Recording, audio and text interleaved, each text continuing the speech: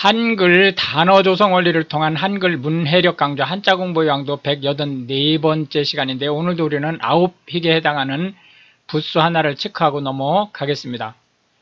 먹다라는 의미의 식부인데요. 식부에 해당하는 대표적인 한자로는 자기 자신, 즉 먹다라는 의미의 식, 마시다라는 의미의 기르다라는 의미의 양, 반찬, 부식이라는 의미의 찬 등이 있겠습니다. 오늘 첫 번째, 두 번째, 세 번째 한자는 식,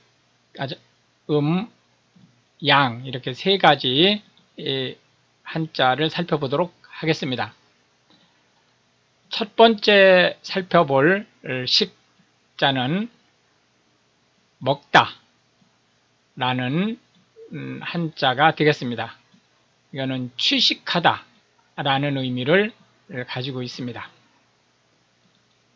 하나, 둘, 셋, 넷, 다섯, 여섯, 일곱, 여덟, 아홉 해서 총 9획에 해당하는 한자가 되겠습니다. 먹다 라는 의미를 가지고 있는데요. 이 자체가 명사로서 밥이라는 의미로 쓰일 수도 있습니다. 곡식 하면 통상 곡류 농작물의 열매를 얘기합니다. 곡류라고 하는 것은 주로 탄수화물 근원이 되고요.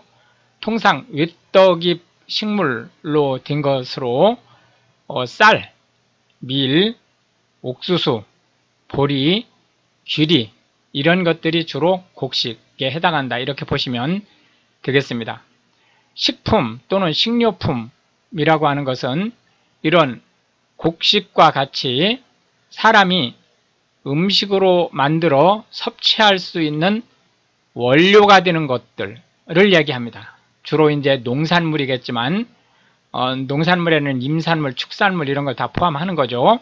거기에 수산물을 또 이제 기타 음식으로 만들어 먹기 위해 만들어진 재료는 모두 식품 또는 식료품에 들어간다. 이렇게 볼 수 있겠습니다. 음식이라고 하는 것은 식자재, 즉 식품을 조리해서 식단으로 올릴 수 있게 된 상태를 얘기합니다. 실질적으로 사람이 섭취하게 되는 그 대상이 되는 거죠. 식사라고 하면 통상적으로 정기적인 그 음식을 섭취하는 일을 얘기합니다. 예를 들어서 아침, 점심, 저녁 이런 식으로 구성된 것을 식사라고 하고요. 또 그 아침, 점심, 저녁으로 구성된 식단 자체를 얘기하기도 합니다. 식단이라고 하는 것은 특정 끼니에 구성된 음식들을 얘기합니다. 예를 들어서 밥, 국, 김치, 구이, 김 이런 식으로 구성된 하나의 세트를 얘기하는 거죠. 식당이라고 하면 음식을 먹을 수 있는 룸을 얘기합니다. 예를 들어서 여기서 구내식당 이런 말이 있는데 이거는 회사라든지 공장이라든지 관공서라든지 은행이라든지 이런 그 기관이나 단체, 회사에서 직원들을 위해서 만들어 놓은 식당을 얘기하는 거고, 그러나 통상 우리가 식당 그러면 영리를 목적으로 영업을 하는 음식점을 얘기합니다. 식탁이라고 하면 식사를 할 수 있는 테이블을 얘기하는 거고요. 식구라고 하는 것은 음식을 먹는 사람이란 뜻이죠. 그런 여기서 구는 입구지만 사람을 뜻하는 거죠. 그렇기 때문에 항상 음식을 함께 먹는 사람이라는 뜻으로 가족을 얘기합니다. 식량이라고 하는 것은 사람이 음식을 만들어 먹을 수 있는 식재료들의 총칭입니다. 식기라고 하는 것은 음식을 담아서 먹을 수 있게 하는 용기를 얘기합니다. 식기하면 예를 들어서 음식을 준비하는 데 필요로 하는 각종 기기, 이런 것은 통상 우리가 식기라는 말을 쓰지 않습니다. 식기는 테이블에 올라가는 용기를 얘기한다. 그러면은 이 식기 안에는 꼭 용기뿐만이 아니고 수저라든지 이런 것들이 모두 포함되는 거죠. 식탁에서 음식을 취할 수 있게 하는 각종 뭐라 그럴까요? 어떤 재료는 모두 식기에 포함된다라고 볼 수 있습니다. 두 번째로 살펴볼 한자는 자가 되겠는데요. 마시다 라는 뜻을 가지고 있습니다. 그래서 마시다 라는 뜻으로 뭔가 물을 마신다든지 이런 액체로 된 것을 섭취하는 것을 마시다 라고 얘기를 합니다. 하나, 둘, 셋, 넷, 다섯, 여섯, 일곱, 여덟, 아홉, 열, 열하나, 열둘, 열셋 해서 총 13획에 해당하는 한자가 되겠습니다. 마시다 라는 의미를 가지고 있다. 이렇게 이제 보실 수 있겠고요.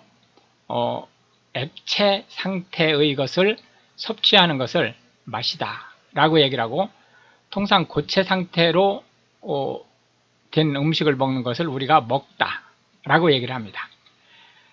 음료라고 하는 것은 액체 상태로 마실 수 있는 것을 모두 음료라고 합니다. 음용수라고 하는 것은 마실 물, 이거는 예를 들어서 뭐 콜라라든지 이런 것은 음용수라고 통상 안 합니다. 물론 음용수라고 할 수는 있어요. 그러나 통상적으로는 안 한다. 현대 한국어에서 음용수 그러면 글자 그대로 물입니다. 마실 물이란 뜻이고요. 음주라고 하면 술을 마시는 걸 얘기하고요. 과음은 술을 너무 많이 마신 걸 얘기합니다. 통상 한 번에 우리가 소주병이라고 가정할 때 소주병 한 병 이상을 마시면 영양학적으로는 과음이 되죠. 그러나 현대 한국어에서 과음이라고 얘기를 하면 사람마다 다릅니다. 즉, 그 사람이 취하지 않을 수 있는 양을 넘어서서 마셨을 때 과음이다, 이렇게 얘기를 합니다. 폭음이라고 하면 영양학적으로는 한 번에 한 자리에서, 그것도 급히 좀 전에 얘기했던 소주 한 병 내지 두 병 이상을 마셨을 경우는 폭음이라고 얘기를 하지만, 실제 현대 한국어에서 얘기하는 폭음은 술에 취해서 인사불성이 될 만큼 한 자리에서 마시는 걸 얘기합니다. 음식점이라고 하는 것은 식당 중에서 건물 내부에 있는 음식을 취식할 수 있는 룸이라는 의미 말고 영리적으로 음식을 판매하는 곳, 상점을 얘기한다. 시음은 통상적으로 시판용 음료, 특히 이제 술이라든지 이런 것들을 개발했을 때 그거를 홍보용으로 미래의 고객들에게 무상으로 마시게 하는 것을 얘기합니다.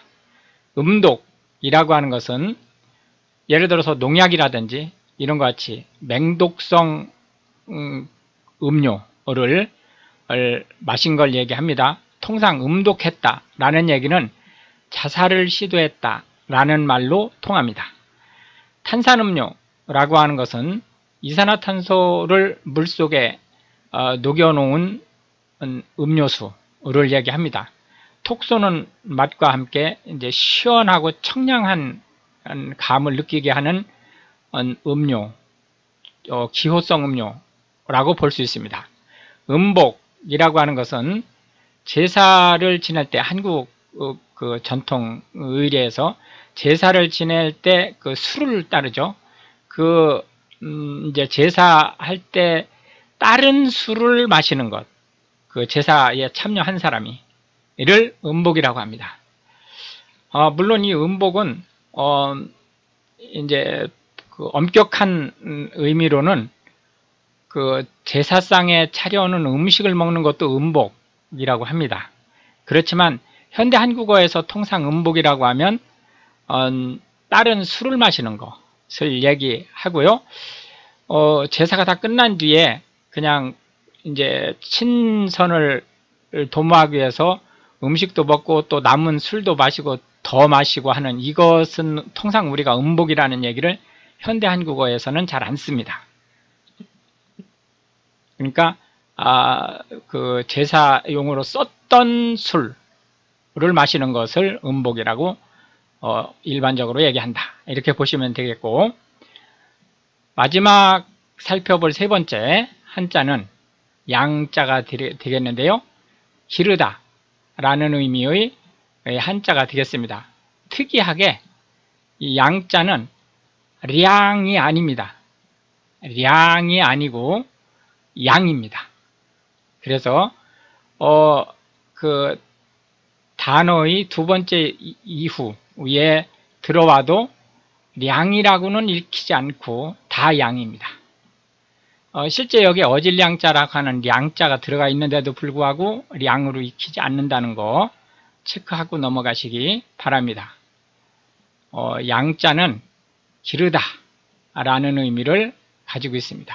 그래서 양양자 밑에 먹을 식자를 배치함으로써 양자가 되겠습니다. 기르다 라는 의미의 양자를 보고 계십니다. 누군가를 양성시키다, 양육하다, 이런 의미의 양자가 되겠습니다. 양육이라고 하는 것은 기르는 것을 얘기합니다. 그렇기 때문에 통상적으로 독립할 수 있는 사람을 훈련시키거나 이런 얘기를 할 때는 양육이라는 말을 통상 안 씁니다. 양육이라는 것은 신생아, 유아, 영아를 주로 대상으로 하고 적어도 청소년기 이하인 자녀를 기르는 것을 통상 양육이라고 얘기를 한다, 이렇게 보시면 되겠고요.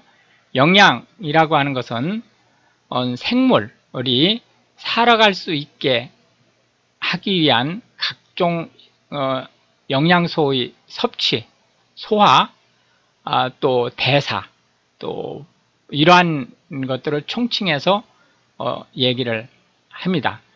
요양이라고 하는 것은 쉬면서 몸조리를 하는 것을 얘기하고요. 양성이라고 하는 것은 교육하고 훈련시켜서 기술이나 어떤 품성을 개발하는, 습득하는 것을 얘기합니다. 소양이라고 하는 것은 평소 쌓은 지식을 얘기합니다. 소양이 있다 그러면 평소에 쌓은 지식이 있다 라는 뜻입니다. 교양이라고 하는 것은 현대 사회에 일어나는 다양한 방면의 지식을 얘기합니다. 그렇기 때문에 교양이 있다 그러면은 통상적으로 폭넓은 이야기를 할 수 있는 대상이 된다 라는 뜻입니다. 함양이라고 하는 것은 지식이나 기술이나 품성을 기르고 받아들이는, 습득하는 것을 얘기합니다. 양호라고 하는 것은 극진히 보살피다 라는 얘기로 통상 양호라고 하면 간호와 같은 의미로 쓸 수 있습니다. 입양이라고 하면 혈통이 다른 사람을 가문 일원으로 받아들이는 것을 얘기하고요. 이 법적 절차입니다. 파양은 입양한 상대를 입양 계약을 파기하는 것을 얘기하고요. 입양보다 파양이 훨씬 까다롭습니다. 이렇게 해서 이제 오늘도 우리는 하나의 부수와 3개의 한자 및 각 한자에 대해 10개씩의 현대 한국어에서 자주 쓰는 단어들을 살펴보았는데요. 이것이 한국어 문해력 향상에 도움이 되고, 특히 외국인으로서 한국어를 배우시는 분들한테 한국어 단어가 어떻게 조성되고 어떻게 운용되는지에 대한 폭넓은 이해를 전달할 수 있게 되기를 바라겠습니다. 시청해 주셔서 감사하고 우크라이나를 위해 기도해 주시면 더욱 감사하겠습니다.